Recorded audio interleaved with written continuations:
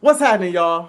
We got another exciting episode of Unfazed coming right at you on this lovely Wednesday afternoon. And your boy is a little down today. Your boy's a little sad. Obviously, the Philadelphia Eagles went home in the first round. Shout out to the San Francisco 49ers. We got a lot to discuss. We have a lot to get to. But I just want to tell Eagles fans this. We're not celebrating the Super Bowl, but we have a reason to celebrate.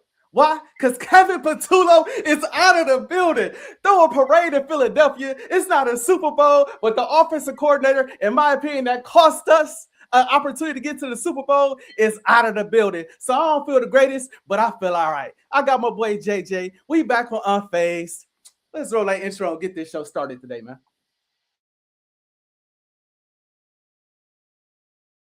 Refuse to lose, I'm built to win. Apply myself, I filled it in. No time for the doubt, they counted me out, I'm getting it in. Yeah. No time for no loss, I'm paying the cost, I'm in it to win. Yeah. Refuse, mine it can't be diffused. If you ain't thinking the same, then we playing by different rules. You can't see the vision, we living at different views. Until we complete the mission, keep getting up, never snooze. I walked a mile in my shoes, had the mind of a fool, chasing diamonds and jewels. Trust me, I was confused. Started minding my business and used my mind as a tool. Ended up finding my purpose and found the time to get to it. They told me I couldn't do it, they told me I couldn't make it. They sold it, could never break it. That's sadly mistaken. I need a piece of the pie, I want it so bad I can taste it. They told me like told me, keep on running toes, they gon' take them. Refuse to lose, built to win. Apply myself, I filled it in. No time for the doubt, they counted me out, I'm getting it in. Yeah. No time for no loss, I pay for the cost, I'm winning to win. Yeah. Refuse to lose, I'm built to win. Apply myself, I filled it in. No time for the doubt, they counted me out, I'm getting it in. Yeah. No time for no loss, I'm paying the cost, I'm in it to win. Yeah. Refuse.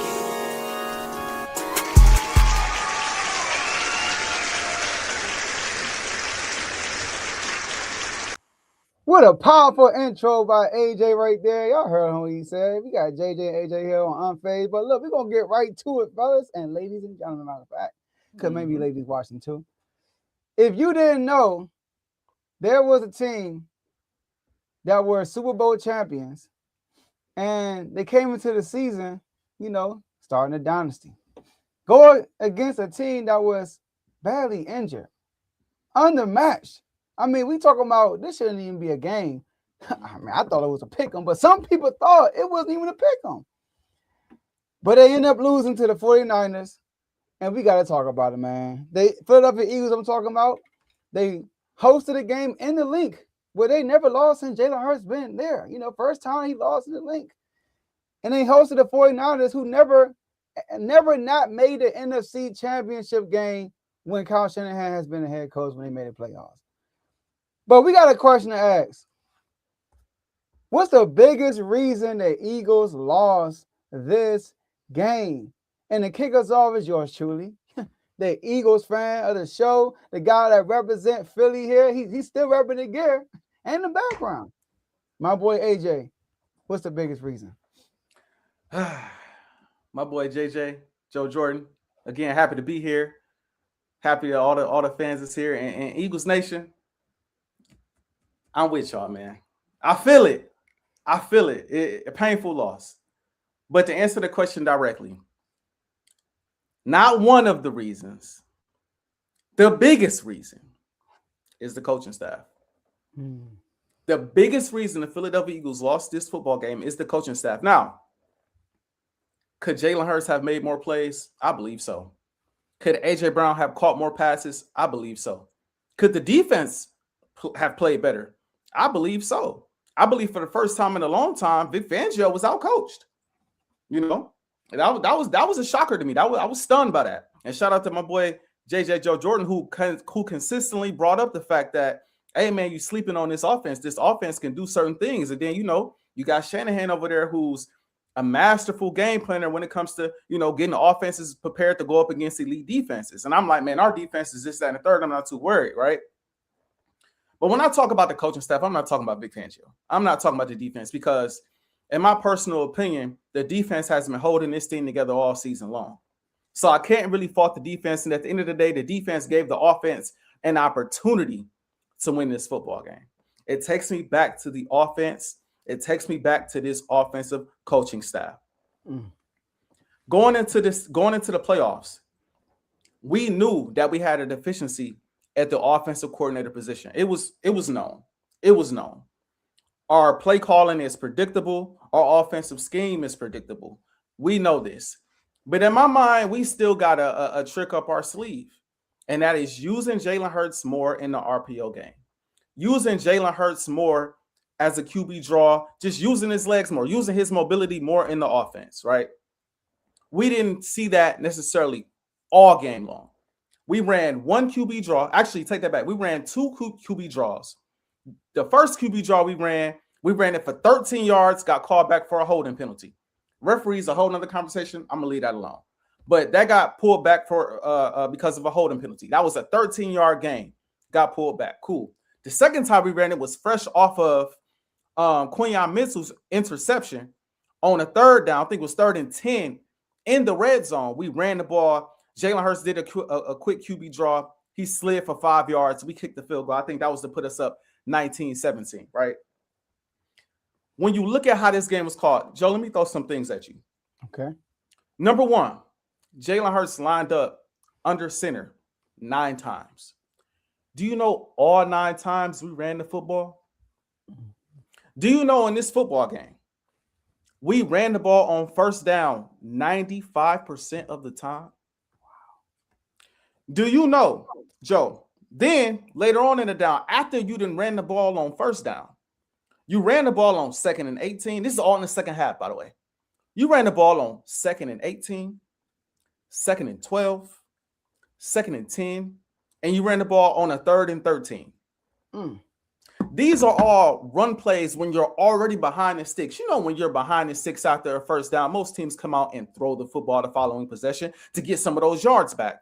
Unless you believe that the defense is not expecting you to run the ball, which the Philadelphia Eagles have done in years previous, where it's like they think we're going to pass, so we're going to run, and we pick up a big chunk. But the Philadelphia Eagles did that on first down and then came out most of the time and did it on second down, put us in obvious passing downs on third down where we had a 3rd and 13, a 3rd and 15, a 3rd and 10, a 3rd and 12. This is not a territory that you want to live in, even if you're a prolific passing offense. You don't want to live in that type of territory. Not one time out of the single back and I formation did we run a play action. One time. One time, Joe. So every time we line up in this formation, single back or I formation, they know we are handing the ball off, whether it be a handoff to the right, whether it be a handoff to the left or right up the middle. They know exactly what we're going to do. In the first half, they had a really hard time stopping it. In the second half, they sat on it. And this has been an issue with the Philadelphia Eagles all year long. The reason why I blame the coaching staff the most, Joe, is because this theme that I saw in this football game is a theme I saw all season long. It's only but so much I can blame the players. When every game this season, just about, you could look at one half, the Eagles look elite offensively. And then the following half, it looks like the other team made adjustments and we can't move the ball. Mind you, these aren't new players. Saquon Barkley been there. Jalen Hurts been there. AJ Brown been there. Devontae Smith, Dallas Goedert. This offensive line has been there. Maybe not the healthiest, but it's been there. We've seen this offense be prolific. We've seen this offense move the football. We have not. This is the first shot I've looked at the Philadelphia Eagles, and game in and game out, we look like a completely different team, one half to the next. Again, that tells me that after halftime of every game, the opposing team made an adjustment, and the offensive staff failed to adjust to the game to the adjustments that the other team made. And you're consistently coming out and running the same plays and doing the same thing you were doing in the first half, expecting to have success. So when I look at this game, I told my wife, we went up. I think the score was I want to say it was 16-10. 16-10. Right before the big play, shout out Jawan Jennings. Can't make fun of his name. Nah, he did his thing. Jawan Jennings had to play to, McCaffrey caught the touchdown, right? And the first thing I said this even before that play, I said we're gonna need more from this offense in the fourth quarter. But right after that play, I told my wife, I looked her in her eyes and I said, I don't have a good feeling about this. Because while I was shocked that the Eagles lost the game, as the game started to transpire, as it started to unfold, it wasn't shocking. I had seen this story all season long. I said, I'm very uncomfortable right now. It's a whole quarter left. I said, I'm very uncomfortable right now. Then we came out, we punted the football. We punted the ball, gave the ball back to San Fran. Quinyon Mitchell got an interception. I said, oh, this is an opportunity to score a touchdown. This is the same possession, like I brought up earlier, where Jalen Hurts had a QB draw, ran the ball for 5 yards, and we kicked the field goal. 19-16. I said, 19-17. I said, I have a bad feeling about this. I feel like we about to lose this game. And sure enough, that play calling of conservativeness, of we're going to run the ball just to run the ball. Literally, this man, Kevin Patullo, came out in a press conference and said, sometimes we just run the ball just to run the ball. Word for word. I mean, word for word. Sometimes we just run the ball just to run the ball. No logic behind why you're running the ball. We just do it just to do it. It's mind-boggling. And the last thing I'll say is this. The last thing I'll say is this. After turnovers, after big plays, momentum shifting plays, what's the next thing you see from an offense? The next play. We saw it in the Super Bowl this past year. A big time deflection. Shout out Avonte Maddox. You get the deflection. It's a momentum shifting play. The other team is demoralized. Now the defense is coming out on the field, and they like, dang, bro, this game might be over. And the first thing opposing teams do, play action. Now it's a shot downfield. Now we're going to test y'all heart. We're going to test y'all will because we've shifted momentum. Now it's time to test the will of the opposing football team. Again, we didn't do that one time. After 2 interceptions, Joe, we settled for a punt and a field goal. This conservative play calling, this nonchalant, let's lean on the defense, has been a thing all season long. And finally, we got to a point where the defense couldn't get the necessary stops that we needed.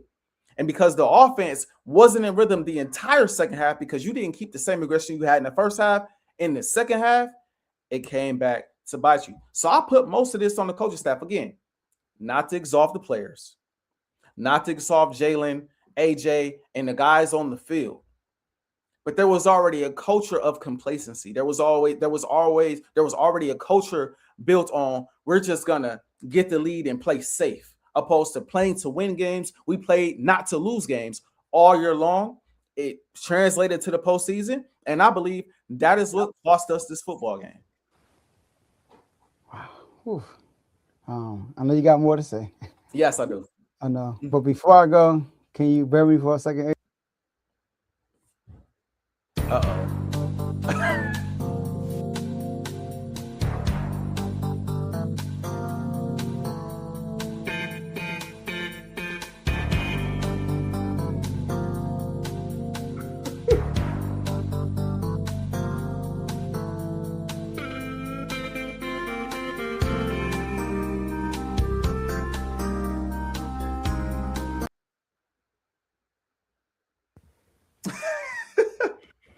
On the behalf of my client, Kevin Patullo.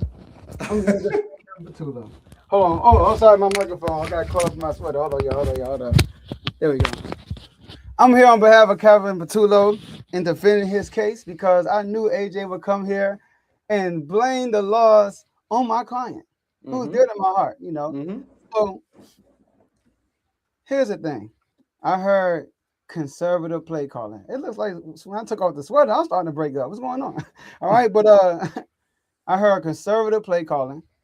I heard, we run the ball just to run the ball. I heard a lot of stuff. And some things you said might just be true, but it ain't the whole story. See, here's the thing. I rewatched the game. I watched all 22s.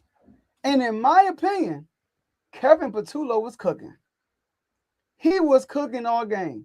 There were opportunities after opportunities after opportunities. Now, down the stretch, the last drive, did he, call some crazy play? Maybe. He got the same play 4 times? He did. But throughout the game, from start to finish, there were missed opportunities. Because of your boy, Jalen Hurts. Mm. Now, Jalen Hurts, he was the one that was conservative. Jalen Hurts was the one that just missed the open guy. He was the one that left the pocket early and was impatient in the pocket. Now, I'm going to bring up Brock Purdy for a second. All right? Bring up Brock Purdy to the stand. And I'm going to show you the examples I'm talking about, what I expect Hurts to do in a playoff game. So let's bring out the footage, y'all. Now, here on the first play, you're like, okay, it was open. But one thing Brock Purdy did in this play, it was anticipation. He threw the ball before he was open. He didn't wait till he get it open and then threw the ball. He threw the ball before he was open, so when the ball got there, he was open. Watch it again. Before he's thrown it now. Now he's open. It's a big play. These are the things I expect Hurts to do on a consistent basis. For the people who missed it, these things I'm expecting him to do. So that's one thing. Here's another throw. Same thing on the other side of the field. Anticipation. Boom! Throw it before he's open. It's a defender on top. It's a defender on the bottom. You still throw the ball. Did he throw 2 picks? Yes, maybe you would throw a pick, but you got to take these throws. And then you look at this play right here, the next one. Right? Sit in the pocket. Pressure is there. Sit in the pocket and throw the ball. That's what Brock Purdy did in that play. He got hit. He sat in the pocket. He could have ran, but he sat in the pocket and stayed patient, threw the ball. And right here, hold on, before I play this one. On this play right here, there was a defender. We're looking at Robinson on the bottom of the screen.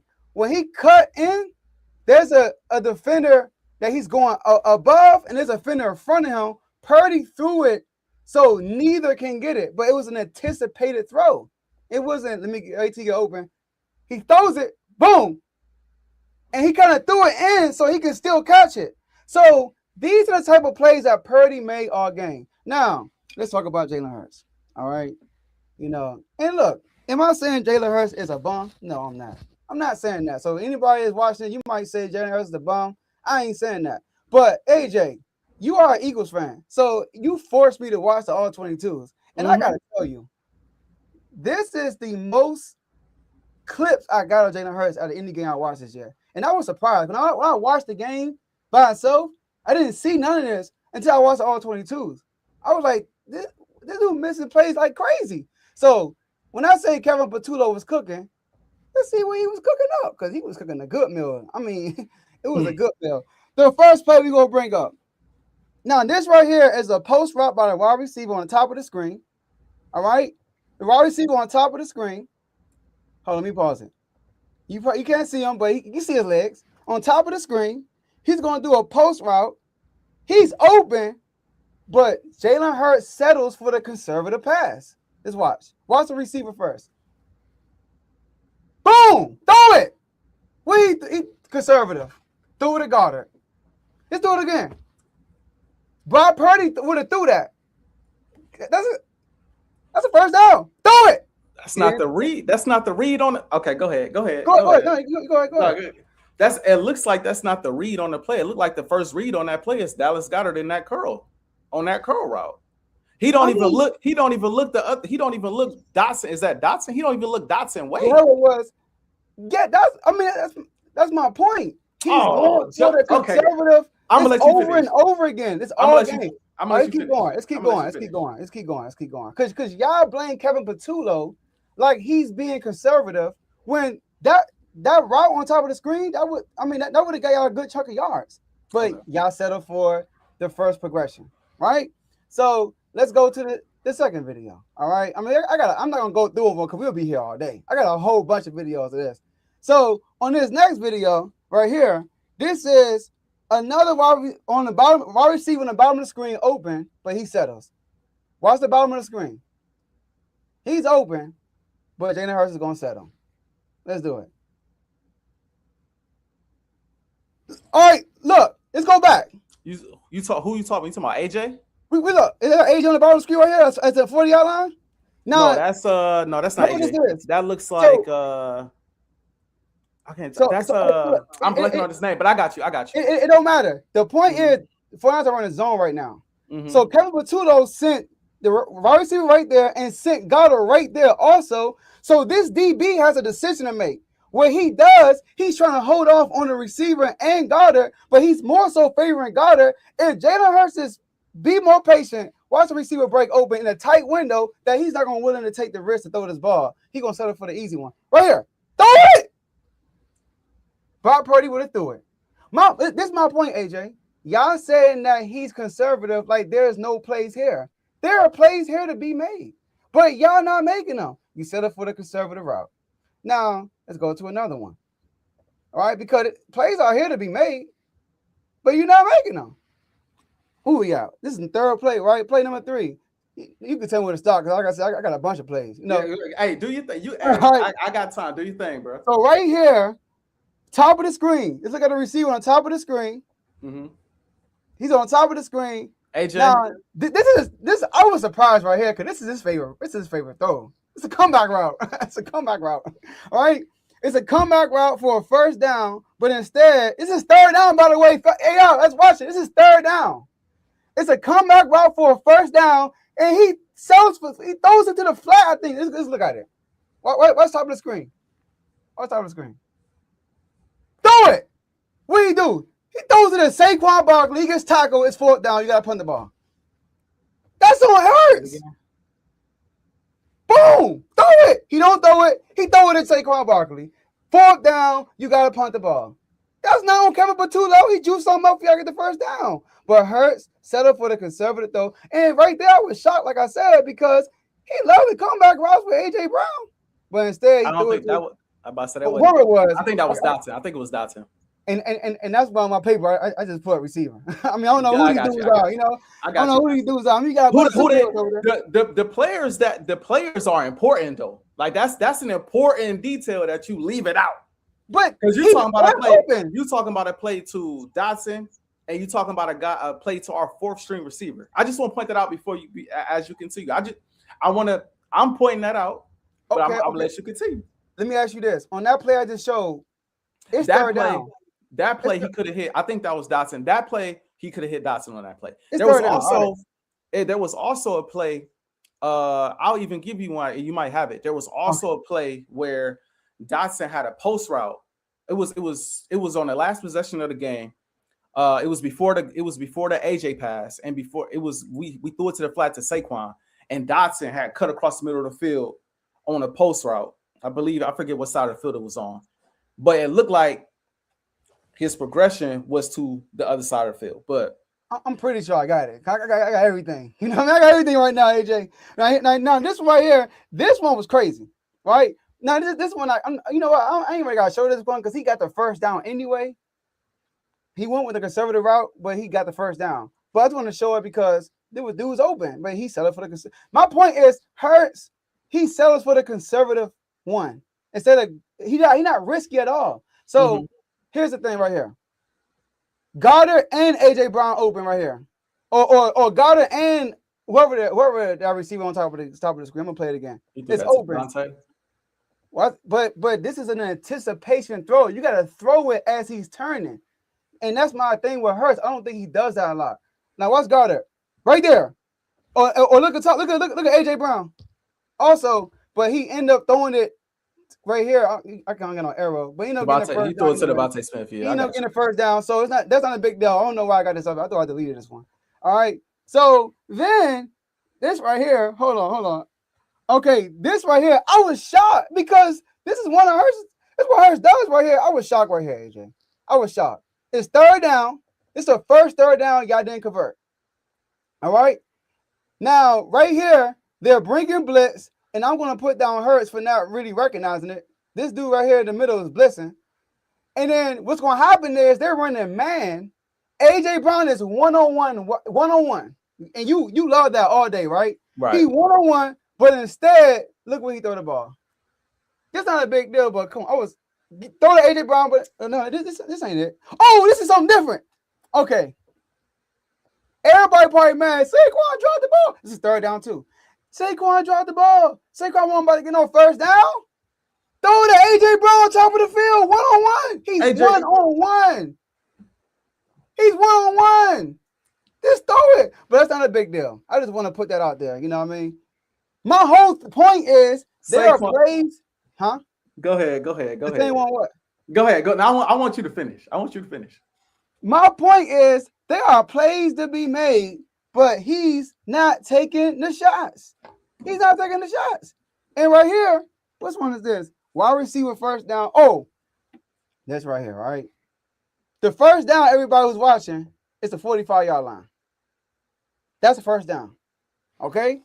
So it don't say which wide receiver. I think on top of the field. Let's watch the play and see what happens. Oh, yeah, AJ Brown. It's on simple right here. AJ Brown open immediately. You see it? First down. Throw it. What he does, he throws Saquon again. No. What? No. What? The DB, no, bro. What? I like how you slowed that down. The DB continue to, because I like how you playing it slow, right? The DB only moves to Saquon because he sees that's where the ball is going, bro. Now, if you want to say maybe he could have faked it to Saquon and threw it to AJ, cool. But bro, sitting on that AJ Brown comeback route, bro. He's sitting right there, Joe.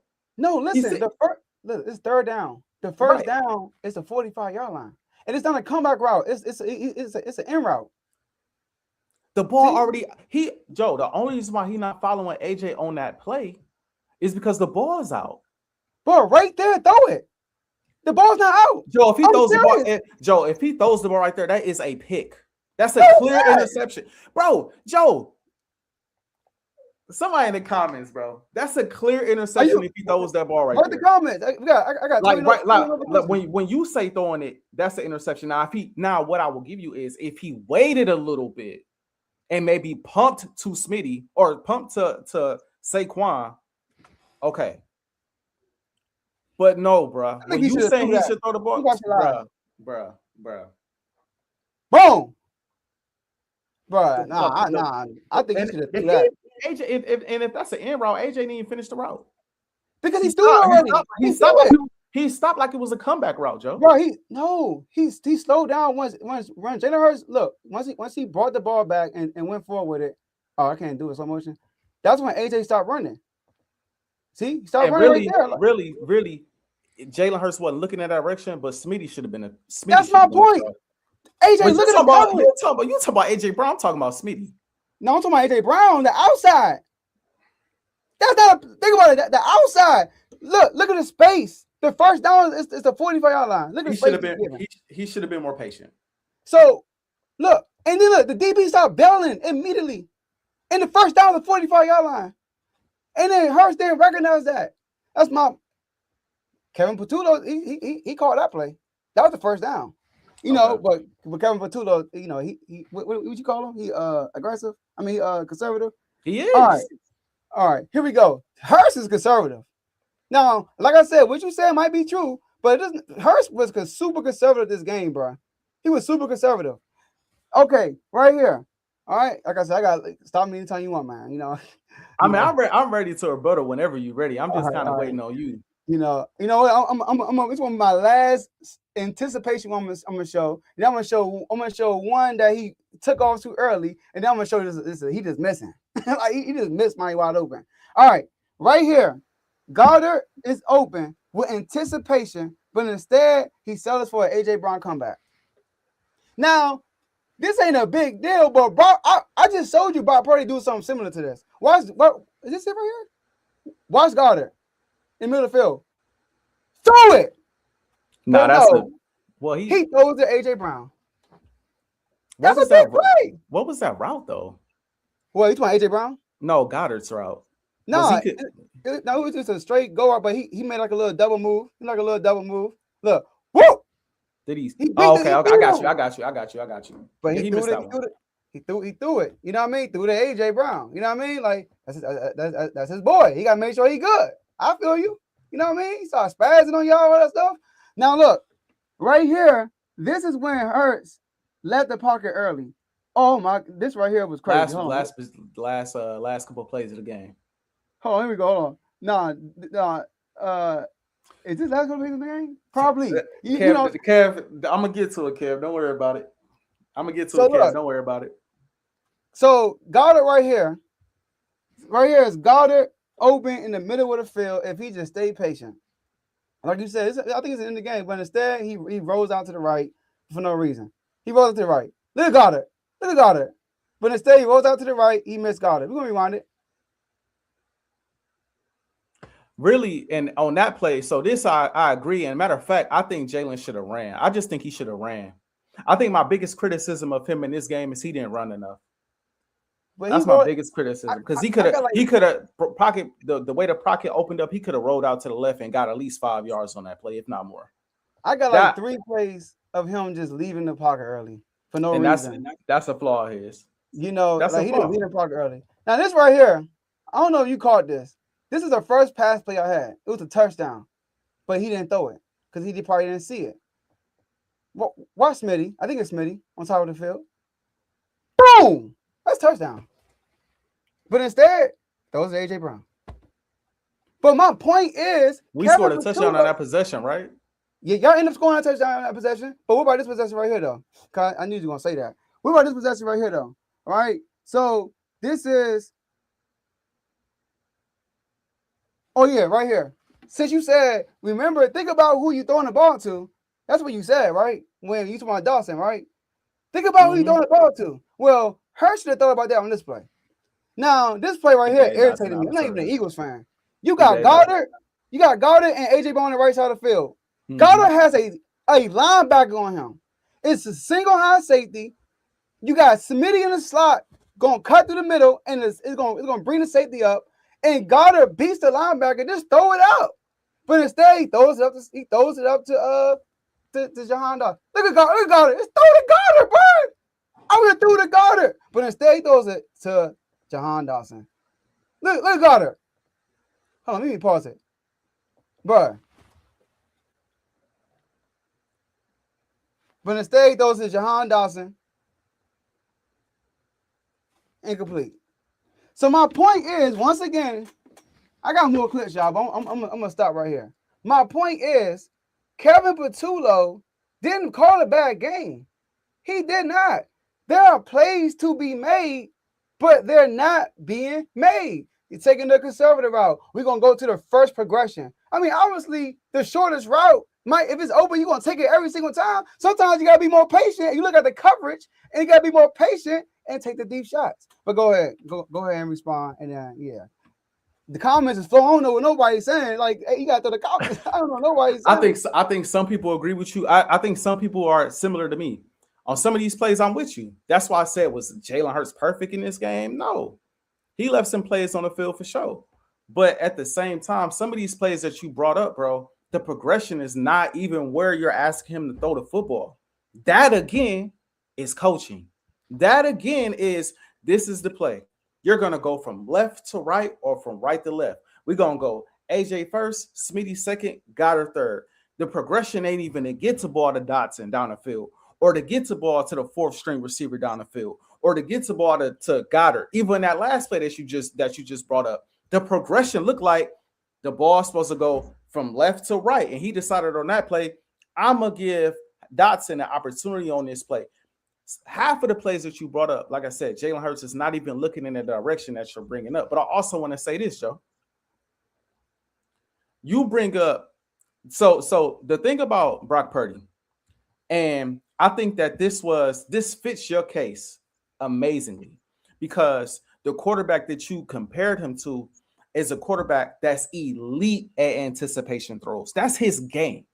Brock Purdy is not a big time deep ball thrower or throws the ball, got a rocket arm, or no, he's an anticipatory thrower, similar to like a Tua Tagovailoa.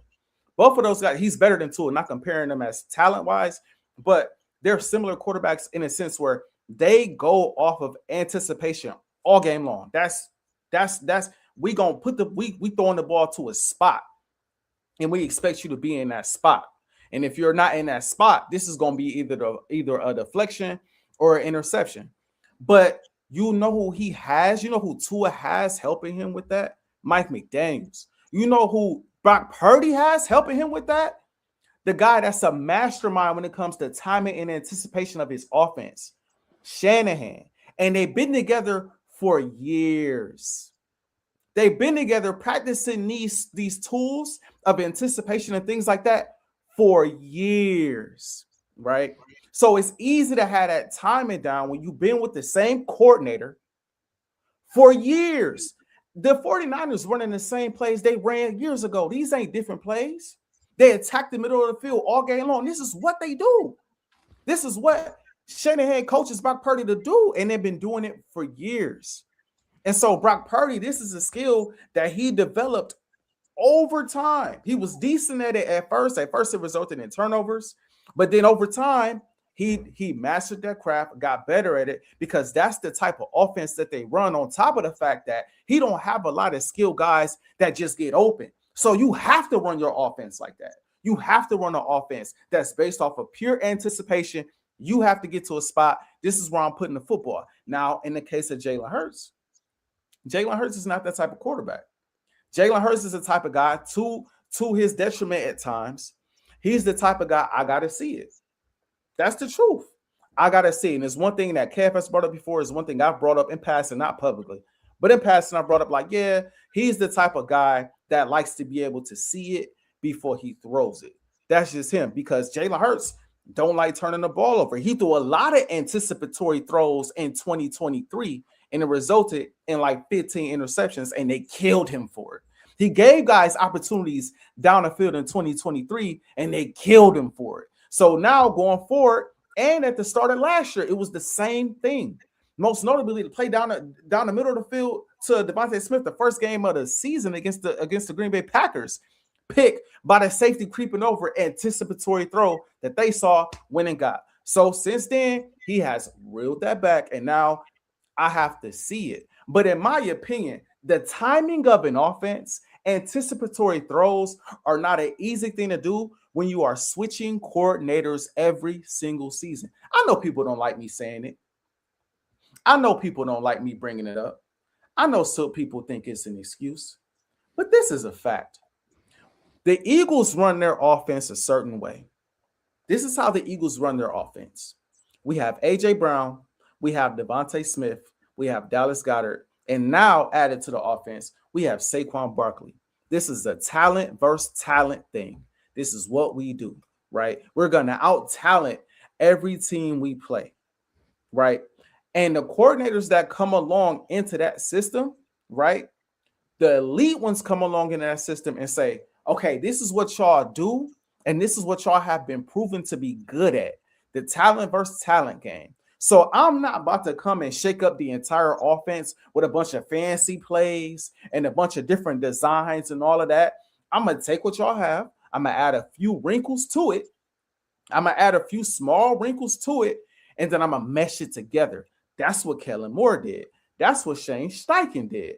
This is the system that's in place. We're going to mesh these plays together so that the play action game is pivotal. The RPO game is pivotal. I'm not just going to run the ball every first down for 2 yards or minus yards. We're not going to do that, right?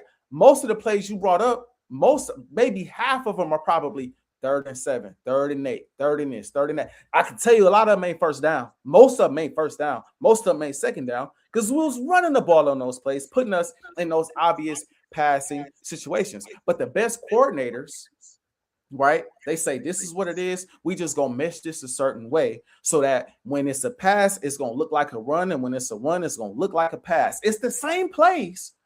It's the same thing, right? But this is how we're going to run it to make it unpredictable. Right when that defense drops into the box, we're going to play action and hit you over the top with Devontae Smith or A.J. Brown. The bad coordinators, the Brian Johnsons, who wasn't terrible but wasn't the greatest, the Brian Johnson and the Kevin Patullos are going to say, it doesn't matter what defense they play. This is what we're going to run, and this is how we're going to run it, and either they're going to stop it or they're not.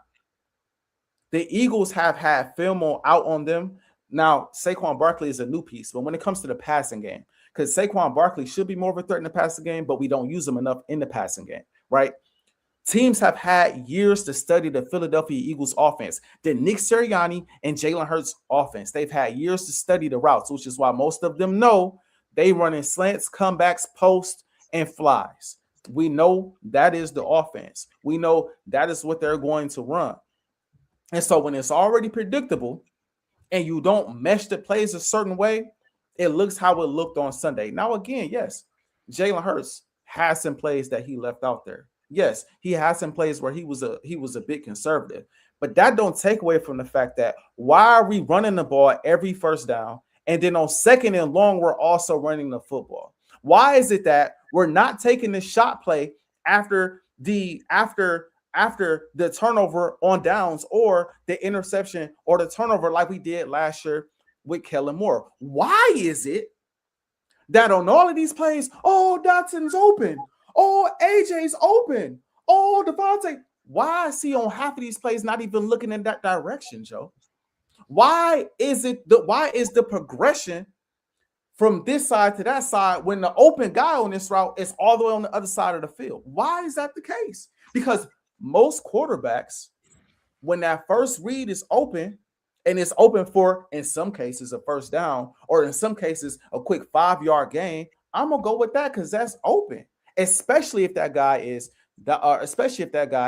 AJ, or that guy is Speedy, or that guy is Dallas Goedert, because you want to have those guys, like my guy Vaughn would say, right? You want to have a guy like AJ in rhythm, even if it's a quick 5-yard gain, a quick slant, a quick this and a quick that. And the last thing I want to say is this: you brought up AJ. You hit AJ over the top. AJ dropped 3 passes in that game. What you didn't bring up is the plays where he did get aggressive. There were a few plays in this game where Jalen Hurts was aggressive and didn't take the short route.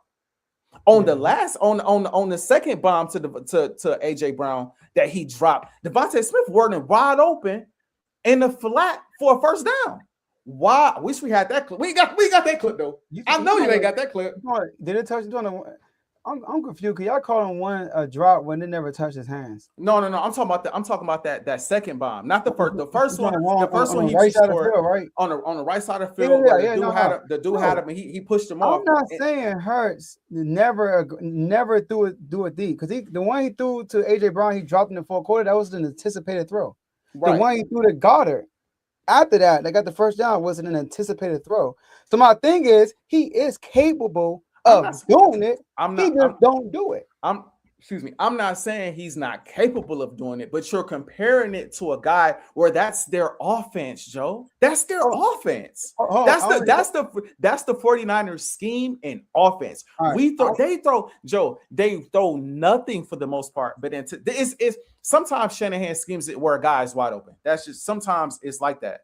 But most of the time, their offense is anticipatory throws. Our offense is talent versus talent. We gonna throw this mug up, or we just gonna give somebody an opportunity. And most of the time, these guys in previous years, especially AJ, was running open anyway, or Devontae was running open anyway. Our offense ain't predicated off of scheme and anticipatory throws. Now, again, that's something Jalen Hurts can work on. I'm not saying that he can't, but what I am saying, Joe, is give the guy an elite play caller for more than 1 year, Joe.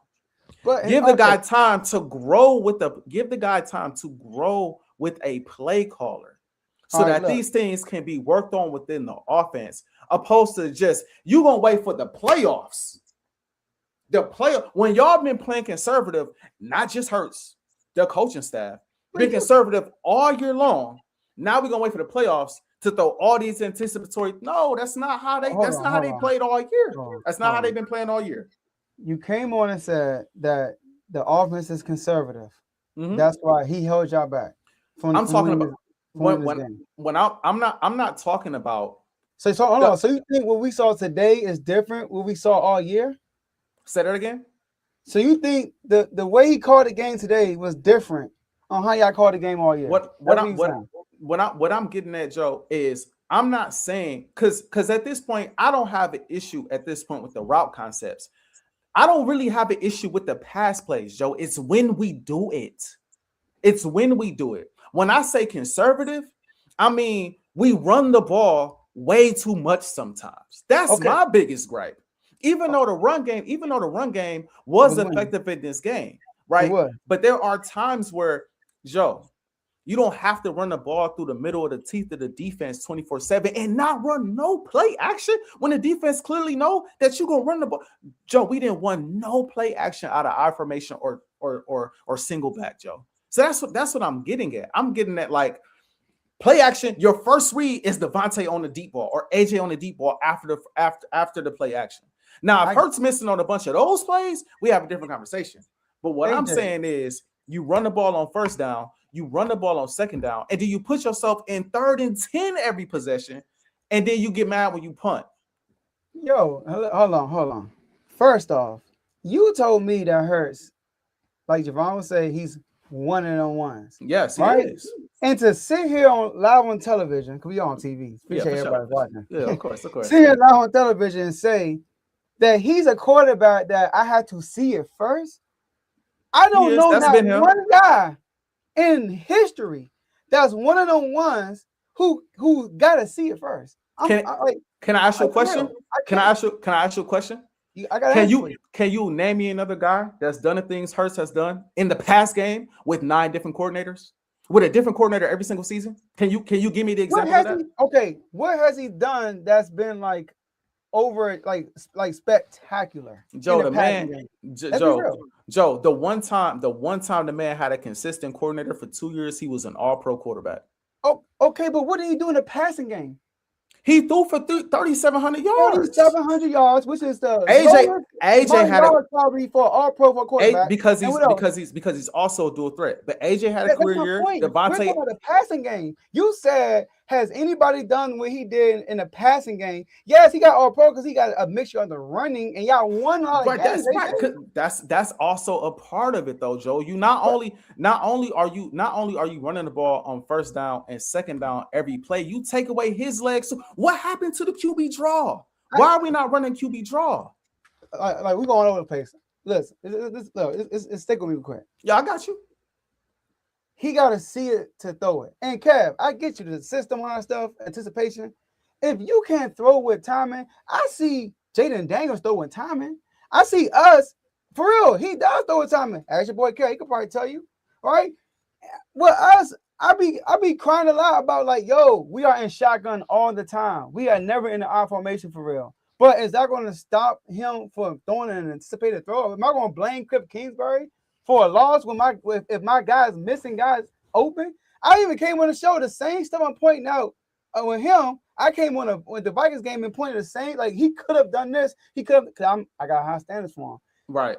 I felt like it was too many plays that was out there that could have been more yards, a first down or a touchdown if Hurts was a little bit more patient, a little bit more aggressive, or threw with some anticipation. The fact that he can't throw with anticipation on a regular basis is bad. And you brought up something. You funny. You said in 2023, he did anticipation stuff and he threw picks. He had 15 interceptions and only 23 touchdowns. That's not a good year. I didn't say it was. I didn't say it was. I brought that up for that reason. So think about it. When he does throw with anticipation, he don't have a good year. Like, he got talent. This brings up, this is why people say this about Hurts. You just said it. We go talent for talent. Your talent be. So you telling me if he don't got the talent, you know you don't got talent, you got to throw guys open. You got to throw with anticipation. Brock Purdy and them are not winning that game without Brandon Ayuk, without all these superstars, with regular guys if he's not throwing with anticipation. So you put Hurts in that situation, you're telling me they're not winning that game? He has to have these superstars. I would love to see Jalen Hurts in a situation where that is the offense, and it's not just talent on talent. It's more so about our offense is based off anticipatory throws, because that is what their offense is. The Philadelphia Eagles offense is not an anticipatory passing offense. It hasn't been. Since Hurts been a starter, that's never been their offense, bro. That's never been their offense, bro. It's not look, me personally, you're focused on the scheme. I'm focused on if I'm a quarterback. You know everybody's route. I know what he's going to do. I know what he's going to do. And yes, do you got the chemistry with Kevin Patullo? I mean, you should by now. They're going to playoffs. But you got Kim. Y'all acting like these are different. Hold on, quick. you acting like these are different routes. These are the same routes with different concepts, like different combination. But it's the same routes. You got timing with AJ Brown. You got timing with Dotson by now. It's 2 years now. You got timing with Goddard. You got timing with Smitty. So the timing thing, I can't get with you with that. So, like the anticipation thing is, if I know Smitty, if I see the coverage, I see they run a cover 2. I know that the DB is going to sit in the flat most likely, and the safety is going to sit over the top. If he's running a go route, I know, and I'm sending somebody to the flat, I know when AJ gets past the DB, I'm going to anticipate that, and I'm going to throw it because I know what's going to happen because I know the play.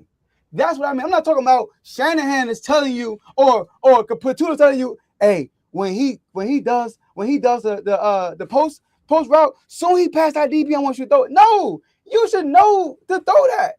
That's what I'm saying. It don't have to be like it's not part of our offense.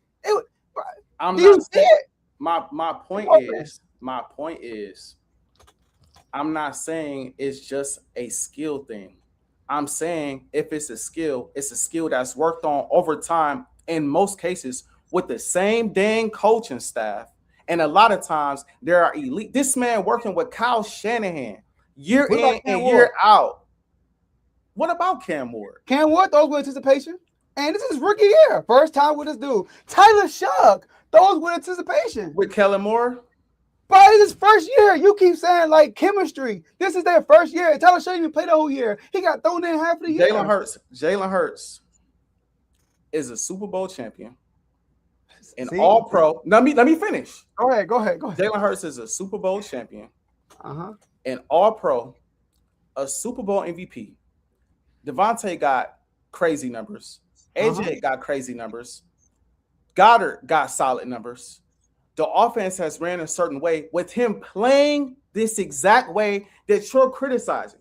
So if you want to criticize, he don't throw with anticipation, anticipation. Well, it wasn't an issue in 2022.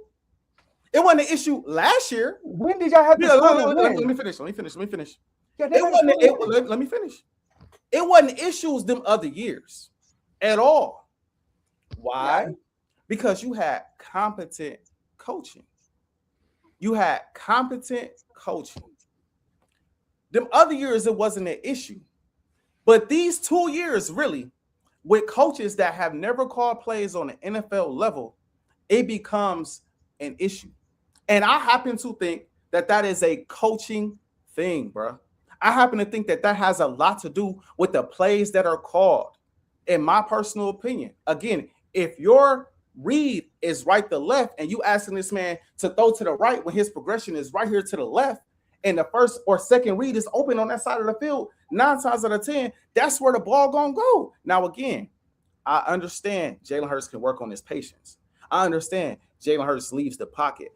I never said the man ain't flawless. Contrary to belief, there's no quarterback in the league, maybe outside of Patrick Mahomes, that's not flawless.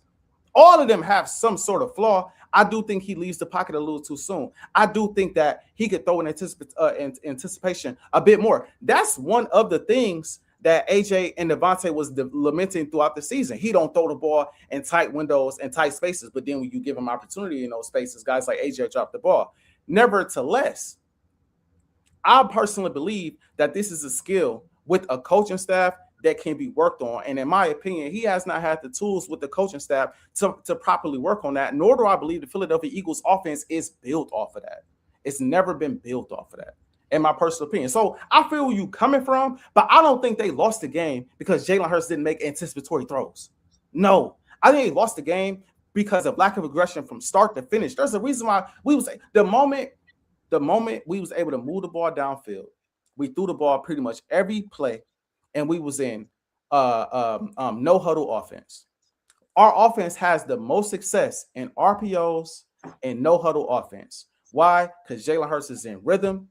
Jalen Hurts is making plays. We not stopping. We not, all right, what play we running? Oh, this is what we doing. Oh, let's come out of the huddle, getting the plays super late. That's when the offense is at its best. But this anticipatory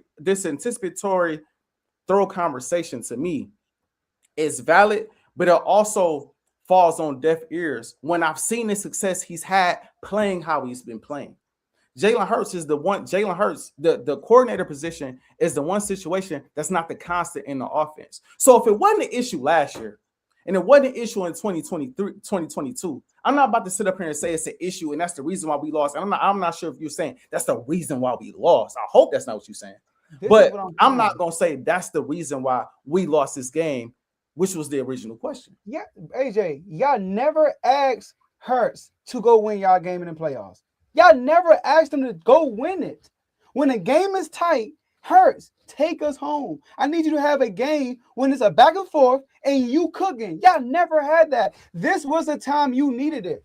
And there were opportunities for him to do it. And he did not. He was conservative.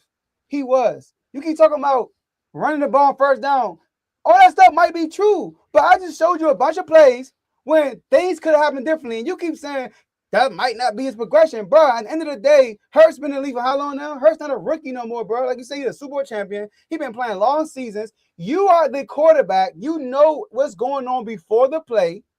When you read the defense, you should know, okay, so this might be open. Let me not throw it to the flat and let me be patient and throw this post route. But no, he throws to the flat. So my thing, go ahead. There's not a single offense in the National Football League that's successful playing from 3rd and 7 on all game long. It's not. Throw the ball on first down. Play action on second down. There's not a single offense in the National Football League. Everything you saying, my whole point is this, Joe. Everything you saying may be valid. Everything you saying may be valid. But I've seen him play this way before and win. My goal as an Eagles fan is to win. We asked the question, why did they lose? So no, they lost the game. They lost the game, Joe, because they're always playing behind the sticks. That's what they are. They are always playing behind the sticks because they run the ball more than any team in the National Football League on first down. And then on second down, they do the same damn thing. And everybody sees it coming. That is why they have struggled for the most part this year. The run game is not what it was last year due to injuries, due to the offensive line not being the same things of that nature. And what do? Instead of allowing Jalen Hurts to throw the ball more, we hand the ball off to Saquon, even when it's not conducive to the offense being successful, and then we live in 3rd and 10, 3rd and 7, and above. That's why the offense is not successful. If you go back and watch the game, you would see we live. I need my charger because my lights. Oh, here you go. Perfect. We live. My bad, y'all. We live in that territory all game long. That's where we live. And there's no success, there's no offense in the National Football League that is successful under those type of circumstances. It's just not. It's not, bro. It's not. I don't know how many teams can get 2 turnovers and not turn the ball over. It's at home. And what we doing after the turnover, Joe? That was my first point. Do you want me to go through the plays again? You acting like they were not playing 37, 3rd and 10, 3rd and 15. There were plays to be made, and they weren't. He didn't even try. He didn't even say, you know what, let me try it. Purdy tried and got 2 picks. And guess what? He kept throwing anticipation, and guess what? Stuff happened. Because he had to throw anticipation. When I'm hearing this, if we don't have guys who can win one-on-one, let me ask you a question. He can't win. Let me ask you a question. And we saw him win in 2020. When we saw him get to the playoffs with guys who couldn't win one-on-one. But nevertheless, we talking about playoffs. We talking about the money matters in the playoffs. Justin Herbert got to the playoffs multiple times. Did he ever win one? Let me ask you a question. We talking about playoffs. Let me ask you a question. Go ahead. You don't put none of the season or none of this playoff game on Kevin. I didn't say none of them. No, wait. I think the last drive was bad. So let's play the percentage because we ran the same play 4 times on the last possession of the game. Yeah, but Lawyer Joe with the glasses, suit and tie. Yeah, say that because he's the lawyer. I said it in the beginning of my soliloquy, bro. I said that the last drive was bad. I said you said the last drive was bad, but yes, I said that.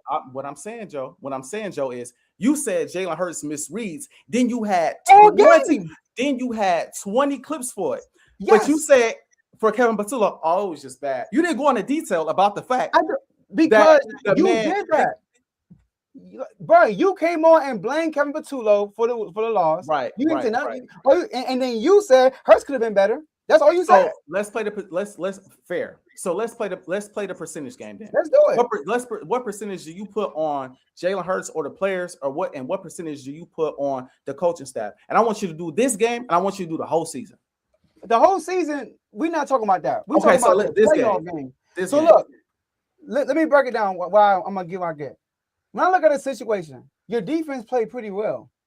They gave up 23 points, but they played pretty well. They gave you two turnovers.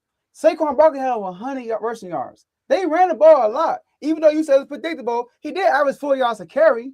So he did run the ball pretty good. I don't know what he averaged in the second half. It wasn't 4 yards a carry. I can tell you that right now. What did Hurts do in the first half and the second half? My point. What did he do? Like, he had 160 yards the whole game. Hold on. 168 yard passing yards with 35 attempts. And that's bad because of all the clips I showed you. So I think the quarterback, this was his opportunity to put the team on his back and say, you know what? I'm going to make these throws and win us the game. And he didn't do it. Y'all so used to your defense coming out and having great starts, forcing turnovers. And Hurts, there's times we have good games, but they're blowouts because your defense is there too. AJ Brown. I never seen y'all win a playoff game when he has to get the job done. I never seen it. And this was his opportunity. Y'all always say he lose when he's not healthy. That's what I have excuse before. And now he's healthy. Now you at home when you don't lose, and now you want to throw the play caller under the bus like you could not have still won that game. Your play could have still won that game. Because the play caller been this bad all season long, and I stand by that. Joe. Again, you knew that players make plays, players miss plays. AJ Brown catch 2 of them passes. We having a completely different conversation. Completely, because we not then saying, oh, he only threw for 168 passes. He catch one of them deep ball. He catch one of them.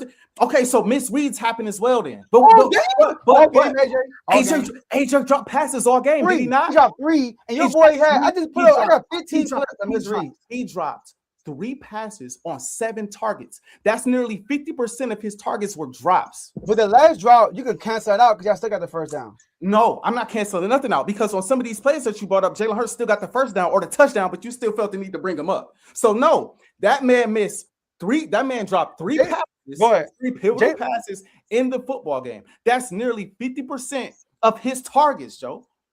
Kev, you right.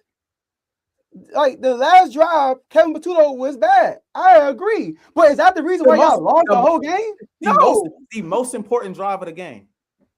So the most important drive of the game. He was bad, but we just gonna gloss over the most important drive of the game and blame it on all these other moments in the game. When because y'all shouldn't have been in that situation, bro. Bro. Y'all shouldn't have been in that situation, bro. Again, in my opinion, that wasn't on Hurts. We not in that position.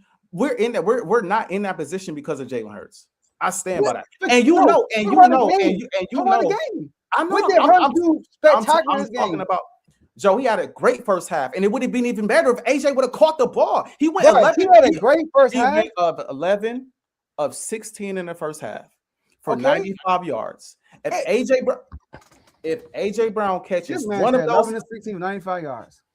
If AJ Brown catches one of those passes, we talking 40 yards, we talking 50 yards, we talking big plays. That goes from 95 yards to maybe 16, to maybe 12 of 16 or 13 of 16 for nearly 150 yards. And you're going to tell me that's not a good start to a football game?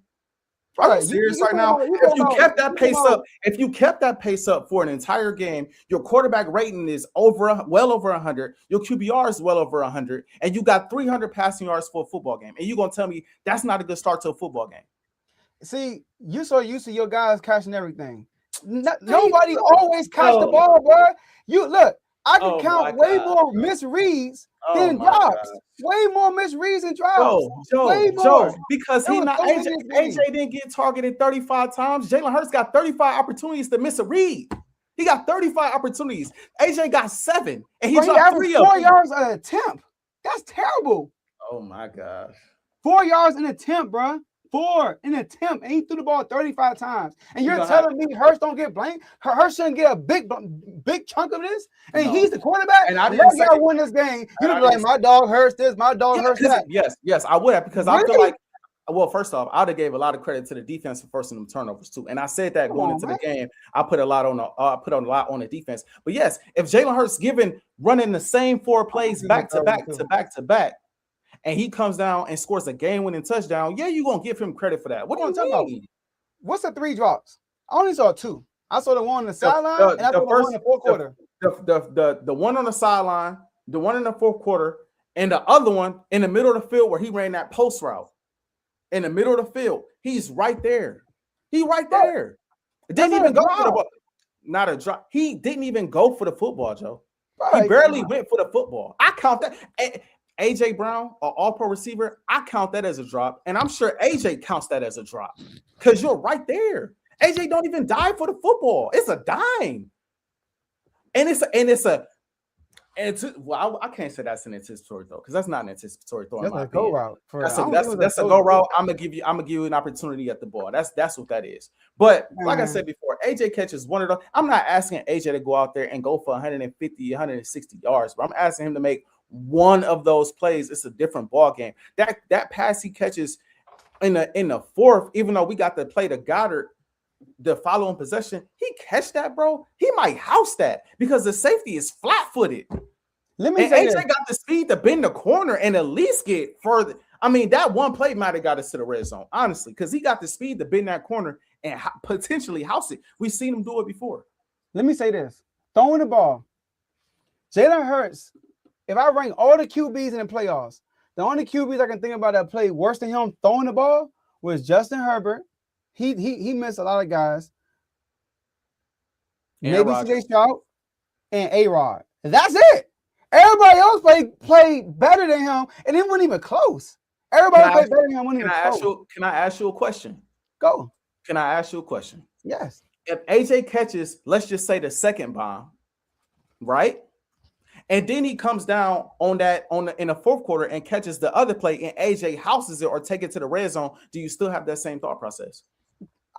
If y'all, probably not, because y'all won the game, probably, right? Okay, then. So did you watch the Packers game? Did you watch the Packers game? That's not Jalen Hurts' fault. Did you watch the Packers game? Yeah. Do you see how many drops they had that game? Who, the Packers? Yes. Yes. They had a lot of drops, and they had a bunch of drops down the stretch. But Jordan Love still played good. I don't look at that game and say Jordan Love lost in that game. He played good, bro. I'm serious. Justin Herbert, he had drops too. Keenan Allen had 2 drops, but Herbert played terrible that game. He gets blamed. I don't care how many drops you got that game, Justin Herbert. You play bad, but Jordan Love, he played good. Just because people going to drop passes, but that's part of the game. But I'm talking about Hurts. He had opportunities and he did not capitalize. I want to pull this up before I say something, and then we can, because we didn't win that. This is what they want to see. Don't care what the previews. That's what they want to see. Jordan, no, it is though. That's what they want to see. At some point, we go ahead. Jordan Love what? I'm gonna get there. At some point, we're going to have to come to the understanding and realization of what Jalen Hurts is as a player. Jalen Hurts is not a gunslinging player, bro. This is my beef, and this is why some of these comparisons are not fair, because he's not this type of player. He's not a gunslinger. He's not a prolific pocket passer. Jalen Hurts is a dual threat quarterback. And he's not a Lamar. I never say he was better than Lamar, because Lamar could do it all, especially when he's healthy. So I give Lamar is on this in a whole nother world. Same thing with Josh Allen. You never heard me say he's better than Josh Allen, because those guys are on different. Those guys are who they are. That is not the type of quarterback Jalen Hurts is. Jalen Hurts is the type of quarterback that is going to throw the ball anywhere from, I say, in this game, he threw the ball 35 times. But he's typically the type of guy that's going to throw the ball 23 to 30 times. When plays are called the way they're supposed to, or let's just say when he's playing the way he's supposed to, he's going to throw the ball 23 to 30 times. He's going to run the ball another 10 times. He's going to throw the ball for somewhere around 150 to maybe 250 yards. He's going to run the ball for another 50 yards to 60 yards. And they're going to win the football game. That is how he plays. That's his game. Jordan Love threw the ball 46 times. That's his game. That's his game. You know what I'm hearing? The situation has to be ideal for Hurts to succeed. That's what you're just said. No, what I'm saying is Jalen Hurts has a certain playing style that has worked in any situation you put him in. He has a playing style that works. Situation right here. That's his playing. Never been a situation right here when he has to make some throws. You brought up Jordan Love. Jordan Love lost the game. And while we talking about Jordan Love, let me finish. That's my point. Jordan Love, let me finish. Jordan Love lost the game. Jordan Love lost opportunities down the stretch to win the game. And he didn't. He got the ball back. No. You tell me what Jordan Love did that was messed up down the stretch. You tell me. He didn't ice the game. What did he do wrong? He misreads as well down the stretch. No, he did not. Yes, Joe, you gonna tell me he threw the ball 46 times, completed 24 passes. He had no misreads all game, bro. He had no misreads down the stretch. No, you just said down the stretch he had the ball and he misreads, and I'm telling you, he did not. Okay, so what about throughout the entire game then? He probably did. Probably missed one. Nobody perfect, AJ. But Jordan Love threw for 4 touchdowns and he put up numbers and he had more drops than your boy.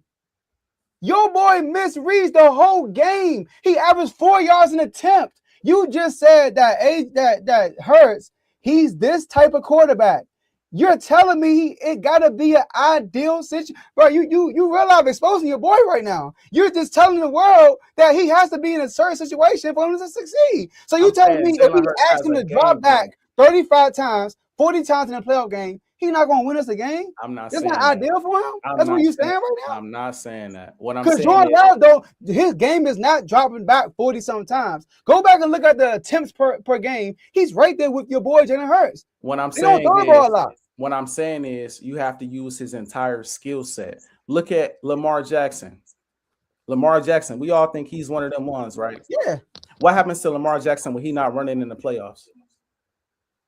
What happens? Hold on. In the AFC Championship game.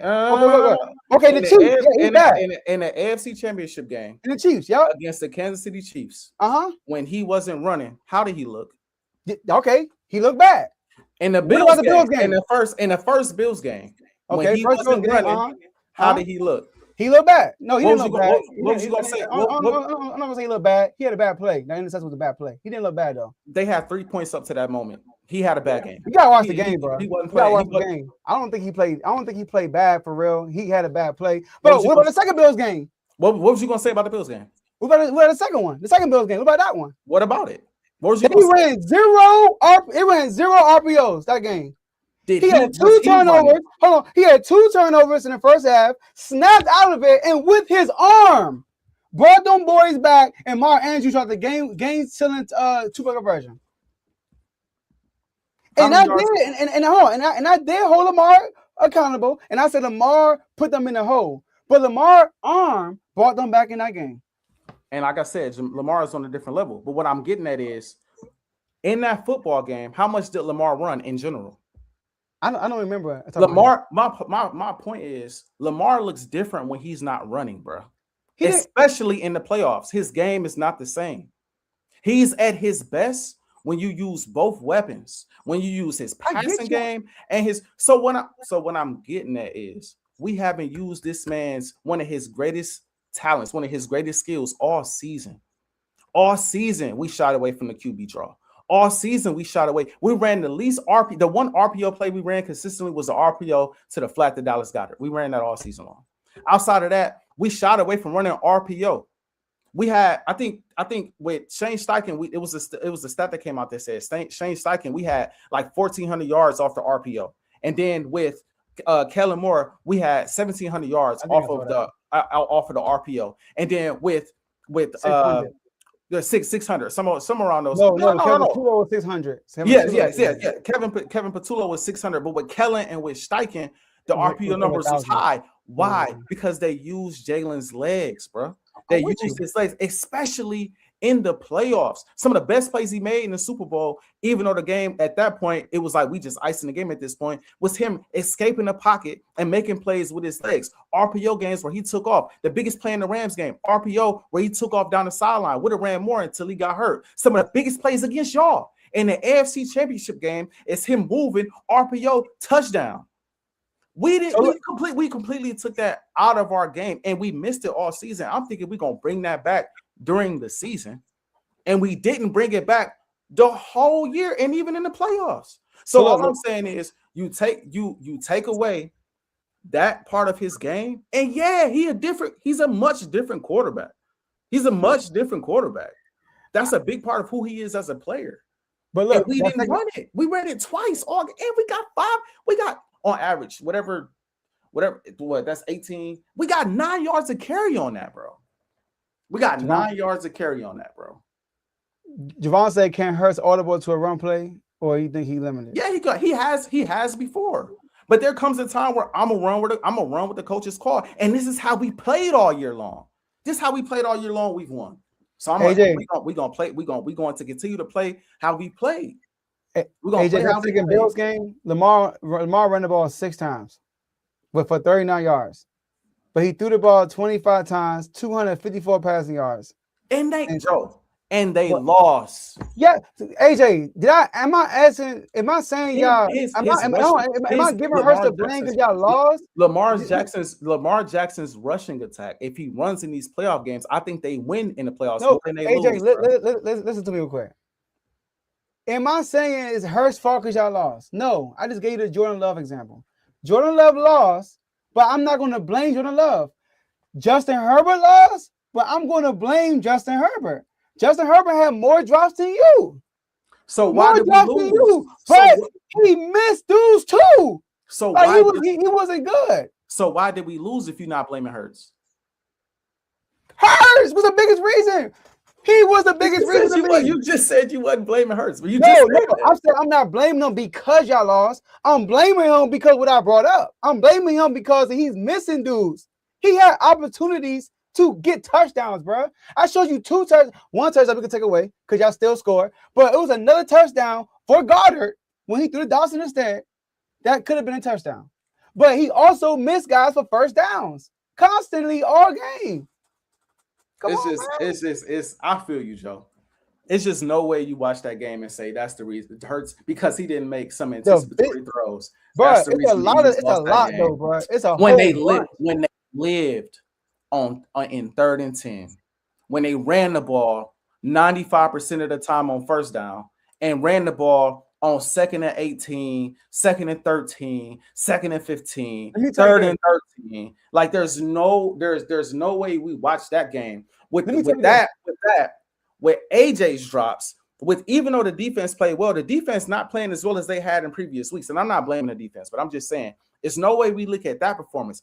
And I'm one to say I put the Giants loss on him. I put the Bears loss on them. Lord knows I put the Chargers loss on him. There's losses I put on them, but there's no way we look at this specific game and we say Jalen Hurts lost them this game. I think that's outrageous, bro. I really do. I think that's outrageous. But I hear you though. I want to say this, and I want to say this, and I'll let you use your hypothetical that you're getting ready to use. Yep. If we're going to have this standard, when they win, it's because of Hurts. I'm not trying to hear nothing else. If this is the standard, I don't want to hear when they win. I don't want to hear about AJ. I don't want to hear about Devontae. I don't want to hear about all of the talent that they have. I don't want to hear about the coaching staff because we're going to get another elite play caller this upcoming season, probably a Mike McDaniel or Brian Daboll, and we're going to go and do the same thing we did probably in 2022 or 2024 and go on a run because that's just what we do. We recycle bad coordinators for good coordinators, and then we go on a run. And when that happens, Joe, I don't want to hear about anybody else because if this specific game we putting on Hurts, he deserves all the credit for the wins, in my opinion. He deserves all the credit for the wins. He didn't have a good game. He deserves all the He I deserves mean, you love for the numbers. because when he wins, it's everyone else. If Jalen Hurts makes a good play, it's because he got AJ. If Jalen Hurts makes anticipatory throws or makes big time throws, well, he got AJ Brown, where he got Devontae Smith, where he got this and he got that. Let me ask you that's what it comes across as. But then when the offense don't look the way it's supposed to look, he missed all these reads, he did all this. Let me ask you this. If he the reason why they losing, then he got to be the reason why they winning. He got to be. Let me ask you this. Give me one playoff game when Hurts was the reason why y'all won. A playoff game? The Super Bowl. Did your defense play outstanding that game? Absolutely. Okay, give me another game where Hurts was the reason why y'all won. The Giants game. The first Giants game that we was played. your defense outstanding that game? Absolutely. They played well. Okay, give me another game when Hurts was the reason why y'all won. I gotta go through the Rolodex of playoff games. Okay, let me ask you this: have Hurts won y'all game when your defense wasn't outstanding in the playoffs? The two games we lost to Tampa. We lost to Tampa twice, and then we lost to the Niners. No, I would say not. Not. When the defense wasn't outstanding, you still gotta do your job. So every time the defense was not outstanding, y'all lost. That's fair. Now, can I ask you a question? That's why I'm putting on Hurts, because the defense been doing their job in every single win. Can I ask you? Now, and if it's not the defense, it's Saquon Barkley with the Rams. Can I ask you a question to rebut? Have we seen elite quarterbacks still lose games when their defense play well in the playoffs? Yeah, we have. Okay, so that tells me then that the quarterback still got to go out there and make plays to win football games, right? Especially playoff games. Yeah. You still got to play great ball to win in the playoffs, right? See, more times than not, especially against high-level teams. You still have to go play. It's not a high-level team. So, the Chiefs were. Hold on, the Chiefs were. When we played the Giants won a playoff game that year. Hold on, I'm about to get you right here. I try to. This is like my trump card here. AJ, do you know why there were a lot of plays open that hurt? Bro, your 49ers defense is not good. I don't know if you know that. And that's fair. So that's why it was so. I'm telling you, bro, out of all the games I've watched this year that y'all lost, if I look at every loss y'all had, out of all the losses, this was the most plays. I was like, dang, that could have been something. I'm telling you, bro, by far. When y'all played the who y'all lose to? The Cowboys. I watched that game. I'm like, it ain't really much there for real. I can give them the L. When y'all lost to the Bears, no, the Bears was ugly, but the Bears was just y'all defense. But I watched the other games. I'm like, okay, I get it. He played terrible against the Bears in my opinion. But no, I'm talking about like far as like missing reads. That's what I'm talking about. Okay. This game, bro, I'm telling you, dudes were open, but because this defense is not good, they have a good scheme because of Robert Saleh, but they got third stringers out there, bro. So like, bro, it was one play I showed you when it was a single high safety and he chased the guy who's coming to the middle and left AJ Brown 1-on-1. That was stupid. I'm not. But the guy the one that's coming towards the middle is already covered, and the safety dips down to him.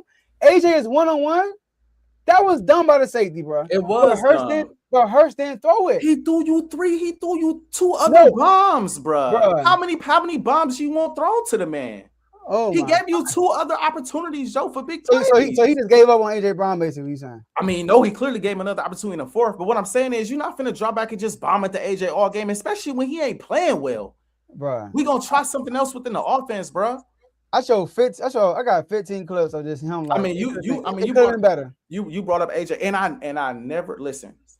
I know who Jalen Hurts is as a quarterback. I never said he played perfect. I never said Jalen Hurts was immaculate. The first thing I said was Jalen Hurts left some plays out there. I know he left plays out there. There's a lot though. But my thing is, to me, the game looks much different if it's called a different way. If you use his skill set to his advantage, the game looks a whole lot differently. If you're playing aggressive from the start, it looks different from the start, opposed to you're in the fourth in the second half of the game, and all of a sudden we can't move the ball downfield because we living on in 3rd and 10. It's wow, that what I give you is maybe that third down play isn't conservative. And maybe you got Dotson, you got these other players, but that don't take away from the fact that you're in the position to begin with, bro. You shouldn't even be in that position because you should be aggressive on 1st and 2nd down, especially fresh off of a turnover. That's football 101. Shot play. Let me say this last thing, AJ. Last thing, we can move on because I can talk about this all day though, but we'll move on though. When Lamar Jackson lost and they ain't run the ball, Tom Monken had some blame to that. But did I blame Tom Monken for that loss? No, I blame Lamar Jackson. And even the Bills game, ask Carl. Lamar had 2 turnovers, but he brought them all the way back. Mark Andrews dropped the game time touchdown. Tom Monken ran 0 RPOs the whole game, which was dumb. After playing the Steelers, that's all they did for one drive. Literally the RPO up down the field. Even me or Derrick Henry the whole time. But did I blame Tom Monken? No. Did I blame Mark Andrews? No. I blame Lamar Jackson because Lamar Jackson had plays to be made and he didn't make them in the first half. And I feel the same way about Hurts. This was Hurts' opportunity to shut all the stuff up you've been trying to defend for him. You've been trying to say he's one of them ones. This was his opportunity to do that, bruh. If he hasn't done enough already to show you what he is, it's no convincing you. Him having a game-winning drive against the worst defense in the postseason wasn't gonna make nobody. Was it gonna make you? Was it gonna make Vaughn? Was it gonna make Chris? Anybody that don't think that feel any differently? If he would have scored that drive, it would have. Man, bro, Jalen Hurts has been in several situations throughout his career where it's like if he win this game, or if he beat this team, or if he go on this run, or if he do this, then he is. And he's done it, and we still come back and we have these conversations, bro, and we debate if he is what I say he is. There at this point, there's nothing Dog would have done. Now, maybe if he went on another Super Bowl run, we will be different. It will feel different. Maybe if he had game-winning drive after game-winning drive in this postseason, maybe y'all would have been like, all right, we don't have no choice now. But this one game against the Niners, y'all gonna say you shouldn't have been you shouldn't have been in that position to begin with. Number one, and number two, that was the worst defense in the playoffs. Y'all not gonna feel that way. Y'all gonna say, let's see how he look on the road. Another Philadelphia home game. Let's see how he look on the road against Seattle, or let's see how he look against the Rams. The goalpost is gonna move, bro. So AJ, if he looked good in the passing game, because that's what it was needed this game. He needed to look good in the passing game. If he looked good in the passing game, and he threw some anticipated throw, he looked like a thrower, I would have been like, okay, Hurts. Hurts. Because y'all never have won a game like this in the playoffs. And look, like I know you're a numbers guy. Come on, man. The man 20 for 35, 168 yards in the TD. Drops of 50-yard drops, bro. Everybody's getting drops. You watch the playoffs, everybody has drops, bro. Throw the ball as often as these guys you're referring to. Well, you threw the ball 35 times. What are you talking about? You threw the ball 35 times. It's a lot. You gonna get drops, bro. I'm sorry. I mean, I know you got superheroes over there that everybody gonna catch all the time. You know, by like week 9, y'all had 0 drops in your whole team. So I know you're not used to your guys dropping the ball, but it's gonna happen sometimes, bro. Your guys are gonna drop the ball, but you still gotta deliver. Drop the last pass. That's different. When he knows Jalen Hurts ain't never been a passing yards guy. That's my whole point, bro. He's never, bro. His Jalen Hurts' play style is not what y'all.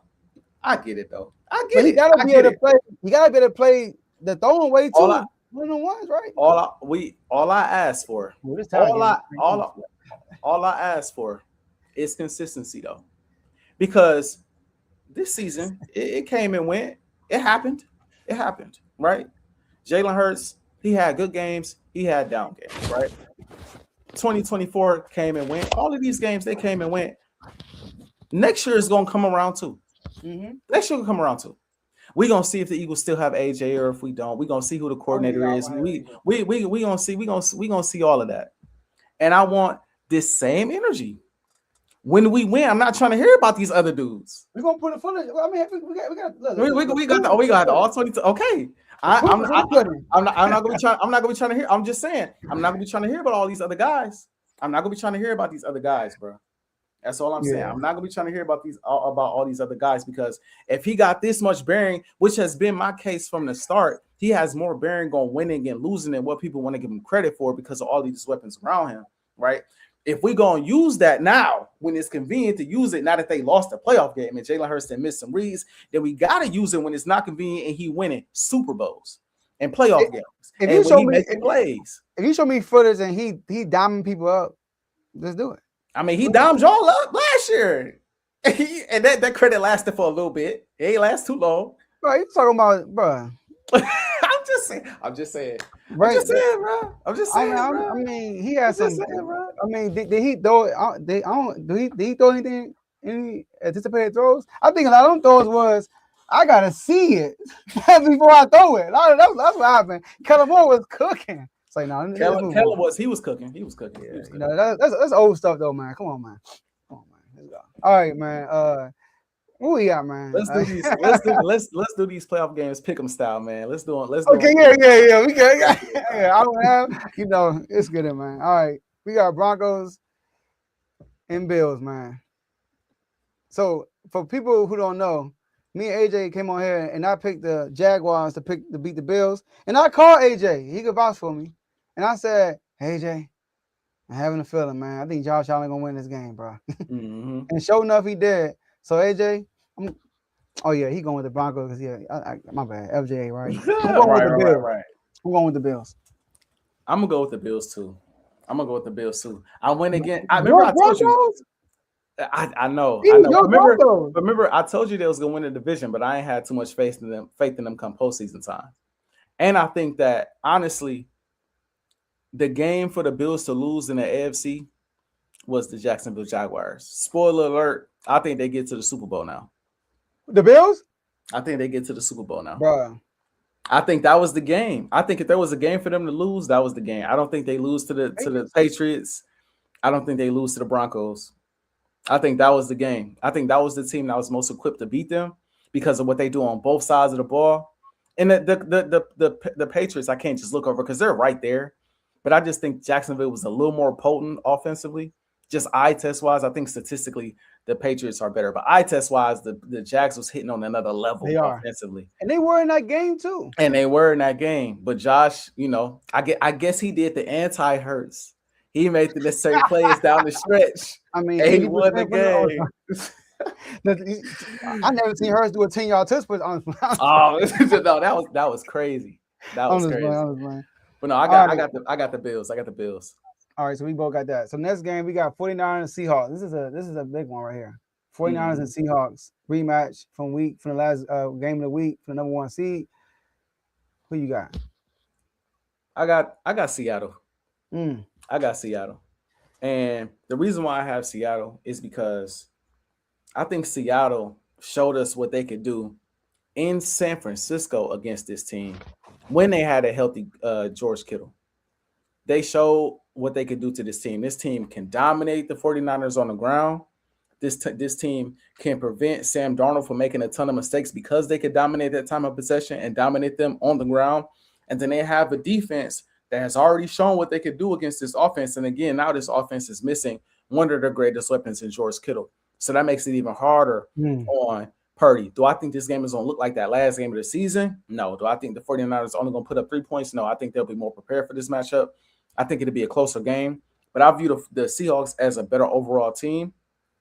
And I got Seattle. 49ers fans, I give them credit where it's due. They knocked us out. A lot of people gonna look at the hoodie and all that. They're gonna call me bitter and all of that. I really feel like even though they beat us, my personal opinion, I already spoke on how I felt about the game. I just feel as though if things was coached a little differently, that's a win for the Philadelphia Eagles. But I mean Seattle's coach. I think he's coach of the year. They are well coached. They're well put together. They're a well-oiled machine. The only thing that could cost them this game is Sam Darnold. Long as Sam Darnold don't choke, they should win this game. And because of that, I'm going to 49ers. Because it's Sam. I'm going, bro. I feel like Kyle Shanahan has never not made an NFC Championship game when he in the playoffs. This is payback, bro. The 49ers won the first game. They won the second game. It's hard to beat the same team twice in 3 weeks, bro. It's hard to do that. So it's gonna be in Seattle again, and it's kind of like they played on the beginning of the season. Now Kyle Shanahan saw their hand. You know what I mean? He saw, okay, I now I know what to expect, what they're gonna do to us when we play them, and they don't have Kittle, like you said. But y'all defense good too, bro. Like y'all right there with Seattle, in my opinion. I feel like y'all defense is elite, bro. I had a lot of respect for y'all defense, and they couldn't run a ball for on y'all. They got timely runs. You know what I mean? Like C-Mac got a big run at the end of the game for a first down before the touchdown, like stuff like that. But y'all, if I look at y'all per carry, it probably was bad. Only thing I'm worried about with the 49ers is their run defense. That's the only thing I'm worried about is the run defense. So I'm going with the 49ers win this game. That's fair. That's fair. Texans, right. Patriots. I got the Pats. Only because I mean, I didn't like what CJ. That was terrible. I'm going with the Pats too. CJ, bro. I just can't. I don't trust him. I'm going with Pats too. The Patriots offense is not gonna look like the Steelers offense. Well, I don't think they're gonna be great, but I don't think they're gonna be great, but they're gonna be better than the Steelers offense. They're gonna be better than Pittsburgh's offense. Yeah, I think we all will be better still. I mean, come on now. They're gonna look better than that. So, and we didn't really talk about the Bears. We did a touch, but Bears and Rams. I refuse to believe the Bears is gonna get to an NFC Championship game playing like this. It's hard to believe, bro. Give me the Rams. It's hard to believe, bro. They gonna keep playing. They gonna keep playing like this, yo. They're not gonna start game. They're gonna start every game slow and try to come back in the fourth. And I know they've done it. They keep pulling it off, bro. The Rams are the opposite though. They start fast and finish a little slow, bro. So it's like, but I'm gonna go with the Rams though. I'm going with the Rams. I think the Rams are a better overall team. Yeah, I'm going with the Rams, bro. I do. I think the only team that could have beat the Rams in the conference, you was looking at them, man. You know what I'm saying? We could have saved y'all. You know what I'm saying? But hey, it is what it is. I'm cool with the Rams. I ain't got no beef with the Rams. I got beef with y'all. I can tell. Nobody the 49ers saved me. I feel that. Y'all couldn't save yourselves, but anyway. Last word. All right.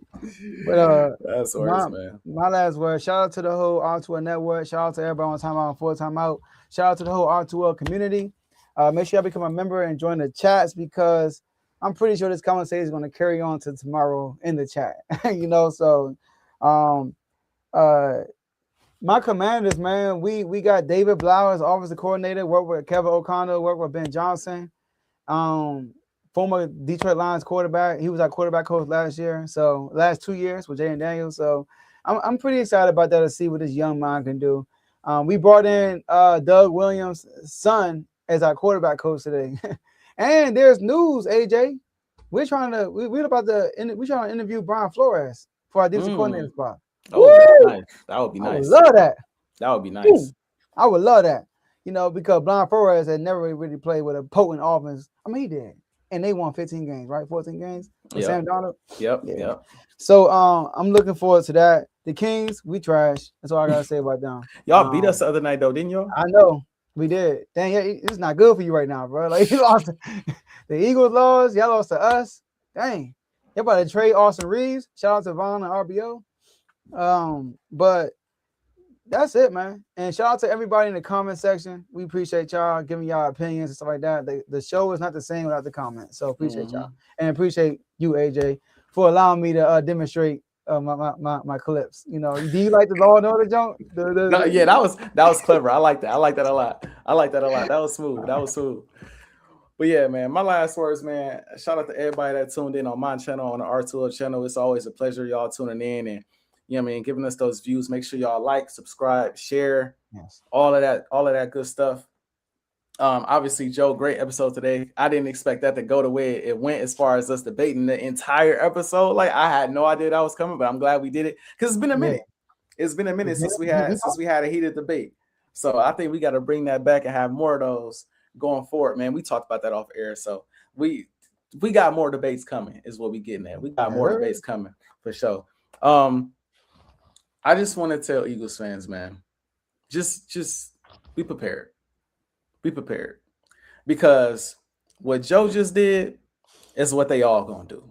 It's because and I'm not saying this about Joe specifically, but people have been waiting. See, we gave people hell last year. We did. We won the Super Bowl. We won 14 games. Jalen got to the Super Bowl, played sensational in the NFC Championship game, played sensational in the Super Bowl, won Super Bowl MVP, and we had a parade down Broad Street, okay? We was celebrating. We was talking our talk. Jalen top 5. Jalen might be the best. All this, that, and the third. So they sat in the cut. They dealt with us. They was upset for a very long time, right? They was hot about it, right? And they waited. They said, Jalen gonna give us a bad moment. Jalen gonna give us a bad playoff game. Jalen, the Eagles ain't gonna repeat. And when they do, we gonna pounce on it. And sure enough, Jalen and the Philadelphia Eagles did just that. We gave them a mediocre season, followed by a bad playoff game. And this is now the offseason. But I'm gonna say it the same way Jalen Hurts said it. I don't know if y'all watch Hard Knocks.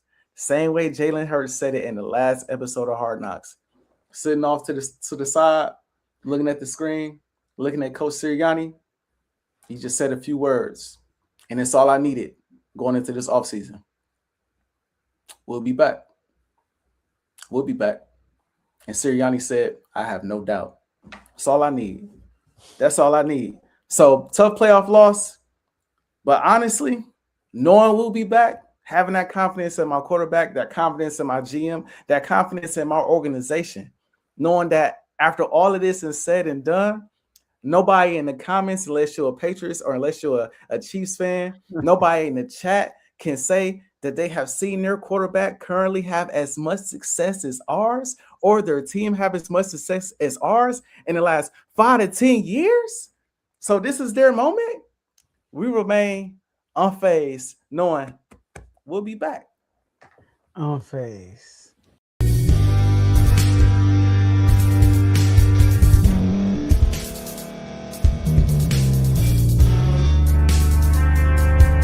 Thank you for staying to the end. If you're watching this on YouTube, please like this video, subscribe, and also hit that notification button so you can be notified next time we put out a video. If you're listening on any podcast platform, subscribe and hit that notification button, y'all, so you can be notified we put out another podcast audio. And last but not least, hit that share button. No matter what you're listening to or watching it, hit that share button and send it to somebody that you know that would love to watch this episode you just listened to. So once again, thank you for staying to the end, and we'll see y'all in the next episode.